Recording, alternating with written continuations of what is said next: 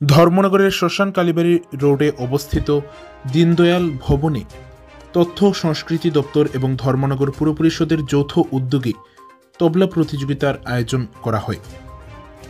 24শে March রবিবার সকাল আনুমানিক 10টা নাগাদ এই তবলা প্রতিযোগিতার উদ্বোধন হয়। উল্লেখ্য, উত্তর ত্রিপুরা জেলার জেলা সদর ধর্মনগর শহরের শ্মশান কালীবাড়ি রোড এলাকায় অবস্থিত দীনদয়াল ভবনে তথ্য ও সংস্কৃতি দপ্তর এবং ধর্মনগর পুর পরিষদের যৌথ উদ্যোগে অশ্বিনী কুমার বিশ্বাসের স্মৃতিতে এই তবলা প্রতিযোগিতার উদ্বোধন হয়, যেখানে এই তবলা প্রতিযোগিতার উদ্বোধন করেন উত্তর ত্রিপুরা জেলা শিক্ষা আধিকারিক সুখময় নাথ। এছাড়াও এই অনুষ্ঠানে উপস্থিত ছিলেন রাজ্যের বিশিষ্ট সাংস্কৃতিক ব্যক্তিত্ব সমর চক্রবর্তী, উপস্থিত ছিলেন জেলা তথ্য ও সংস্কৃতি দপ্তরের আধিকারিক সঞ্জীব দাস সহ অন্যান্যরা।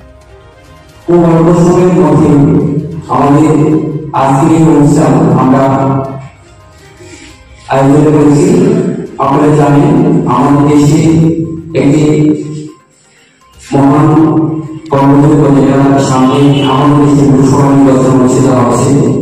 এই উপলক্ষে আমরা বিভিন্ন সরকারি স্তরে আমরা বিভিন্নভাবে সবাই ব্যস্ত থাকার কারণে আমাদের আজকের এই অনুষ্ঠানটি আমরা এখানে অনুষ্ঠিত করছি।